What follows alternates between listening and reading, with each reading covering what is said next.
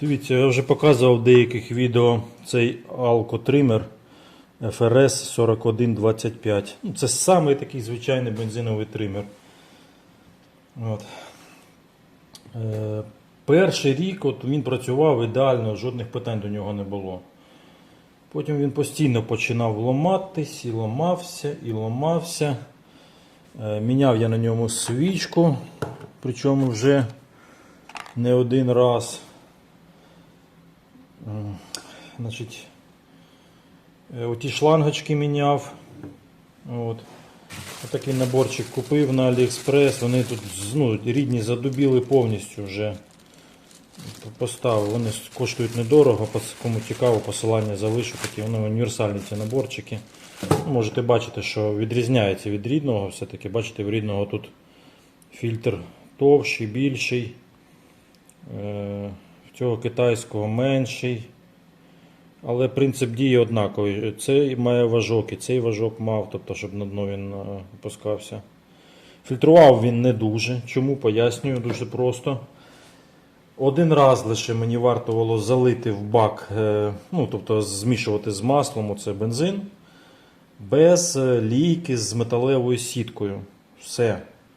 Він вмить забивається карбюратор. Як він забивається? Значить, через цей фільтр потрапляє якась дрібнота. Тобто не фільтрує він той рідний. Китайський я ще не пробував, я тільки його поставив. Такий от. Тільки поставив, не знаю, буде він фільтрувати чи так само буде забиватися. Далі. Значить, черговий раз в мене все забилося, я його пробив, а він не заводиться. Я викрутив свічку, намагався перевірити іскру, а тільки ж було залито бензин, тут десь воно потекло через прокладку, чи фіг його знає через що. І він як спихне оцей весь в мене і горів. Добре, що поруч був вогнегасник. То я, бачите, він весь цей ще в порошку білий. Затушив, але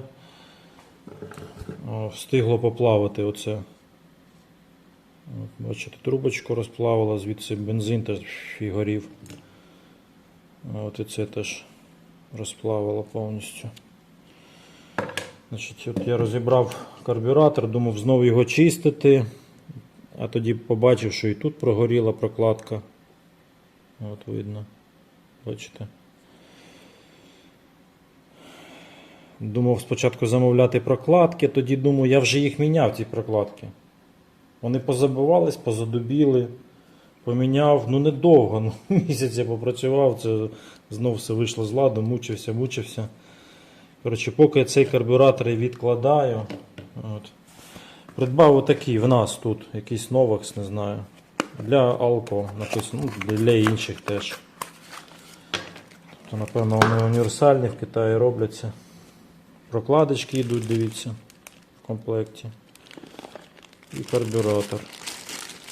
Коштує щось 280 гривень. Цей карбюратор. Виглядає ідентично повністю, от дивіться, регулювання. Єдине, що отут, до речі, регулювання було, бачите, це називається під Pacman, а в мене немає цього Pacman, його ще замовляти за кілька доларів треба. А тут що добре, що тут під звичайну плоску викрутку регулювання. А так все, от дивіться, один в один. Novax, не Novax. Тож ставлю цей Novax. І подивимось, чи буде він працювати. Якщо буде, 280 гривень це ні про що. Оці прокладки я на нього на AliExpress купував щось. Там вони по одній не продавались, там 3 чи 10 наборів треба брати. Майже як новий карбюратор. Плюнув, чи чекати треба. Може і варто 10 штук взяти, щоб потім їх міняти. Але в мене так як воно прогоріло, то буду міняти карбюратор. І хочу показати, замовив теж на AliExpress таку викрутку. Ще не користувався нею, вона тільки прийшла. В такому вона кейсі, в такому чудовому кейсі, я скажу вам, такому, дивіться. Єдине, що я її зарядив. Вона прийшла наполовину, було 2 рисочки тут заряджені. Я, в принципі, і все. Я дозарядив до максимуму. І хочу її випробувати, дивіться, яка вона.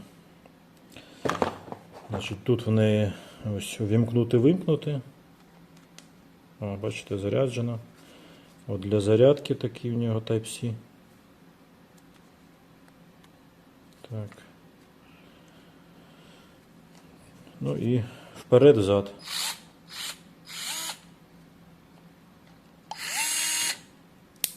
Ну, це, я так розумію, трещітка.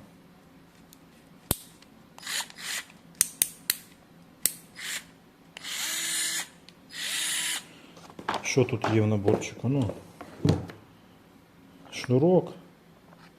Оця ж подовжувач для біт. Ось така біта окремо. Плоска, якраз от буду регулювати нею. Хоча для регулювання краще звичайно викрутку взяти, бо там точність потрібна. Хрестова ось така. Так. Що тут? Ну і ще купка біт. Всяких різних, дивіться, кому що цікаво, всякі такі часто бувають шестиграннички потрібні. Ну, подивимось, як воно в роботі. О, це сверло маленьке, прикольно. Таке, на дотик якісне. Це не в комплекті, це я вкинув свої. Давайте спробуємо. Так, тут для заміни карбюратора мені треба його зняти, відділити від троса, потрібен рожковий ключ.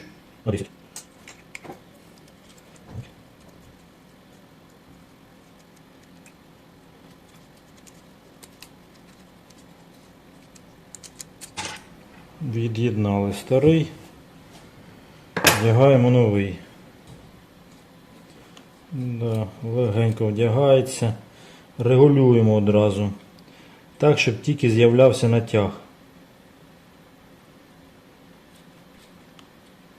От.